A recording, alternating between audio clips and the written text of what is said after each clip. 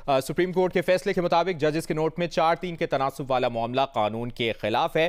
Senior साफी तजियाकार हामिद मीर साहब हमें join कर चुके हैं। सबसे पहले उन्हीं का तजिया इस अहम मामले पर लेते हैं। हामिद मीर साहब, सुप्रीम कोर्ट ने पंजाब असेंबली के इलेक्शन 8 अक्टूबर तक मुलतवी करने का जो इलेक्शन कमीशन का नोटिफिकेशन था वो कलअदम करार दे दिया है। इंतहाई अहम ये फैसला सामने आया है, किस तरह से देख रहे हैं आप इस फैसले को?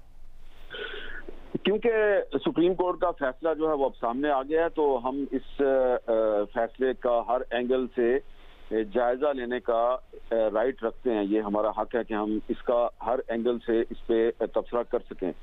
तो जहां तक उन्होंने 8 अक्टूबर को जो इलेक्शन कमीशन ने पंजाब में इलेक्शन की डेट दी थी उसको उन्होंने कालअदम करार दे दिया है, और अब उन्होंने 14 मई की खुद ही डेट दे दी है पंजाब में।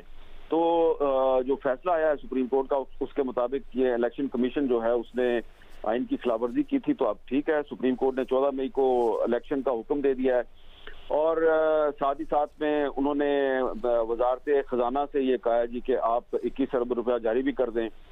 तो ये भी यकीनन सुप्रीम कोर्ट के जो 3 मुअज़्ज़ज़ जज साहिबान हैं उनके ख्याल में ये कॉन्स्टिट्यूशनल रिक्वायरमेंट है, और उन्होंने इलेक्शन कमीशन का इख्तियार भी इस्तेमाल कर लिया है, और जो एग्जेक्टिव का इख्तियार है यानी कि फंड जारी करने का इख्तियार वो भी उन्होंने अपने हाथ में ले लिया है।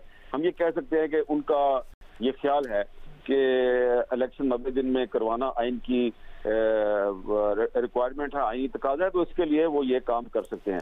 लेकिन इसमें जो एक चीज तशना रह गई है, यानी कि जिसका कि तफसील से हमें जवाब मिलना चाहिए था, कि जिसका जिक्र सरसरी तौर पे तो किया गया है लेकिन उसका जवाब कम से कम मुझे नहीं मिला। वो ये है कि जो समाअत के दौरान 4-3 का जो सवाल उठाया गया था, तो उसका जवाब जो है वो फिलहाल नहीं मिला। कि फैसले में कहा गया जी कि जो काजी फायज ईसा और अमीनुद्दीन साहब का जो फैसला है वो अक़लीती फैसला, उसकी कोई अहमियत नहीं है।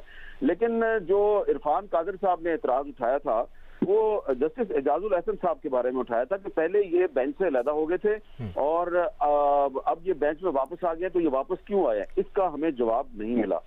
और ये अगर हमें जवाब नहीं मिलता तो फिर इस पर यही एक तासुर मिलेगा कि ये कोई आइन की बालादस्ती का इशू नहीं था, ये दरअसल पीटीआई के हामी और पीडीएम के हामी वकला और जजों की आपस की लड़ाई है, जिसको आइन की बालादस्ती की जंग करार दिया गया है। तो अगर बेहतर होता कि जो अभी फैसला हमारे सामने आया इसमें ये बता दिया जाता कि एजाजुल एहसन साहब जो हैं वो किस लॉजिक के तहत उनको इसमें शामिल किया गया है।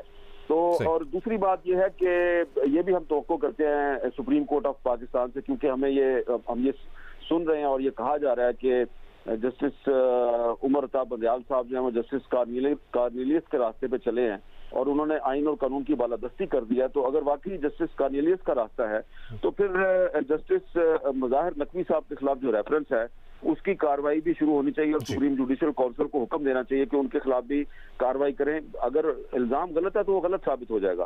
तो ये एजाजुल एहसन साहब का मामला और मुज़ाहिर नकवी साहब का जो मामला है, इस पर अब बदस्तूर मैं समझता हूँ कि चीफ जस्टिस साहब और उनके जो 2 साथी जज साहबान हैं वो कंफ्यूजन को क्लियर करने में कामयाब नहीं हुए। जहां तक बाकी उन्होंने अहकाम दिए हैं, ठीक है, वो कह सकते हैं कि ये वो आइन की बालादस्ती का तकाजा था, लेकिन बाकी 2 मामला पे मैं अभी तक कंफ्यूज हूँ और जो इस मामले में आलूदगी है उसका खात्मा नहीं हो सका।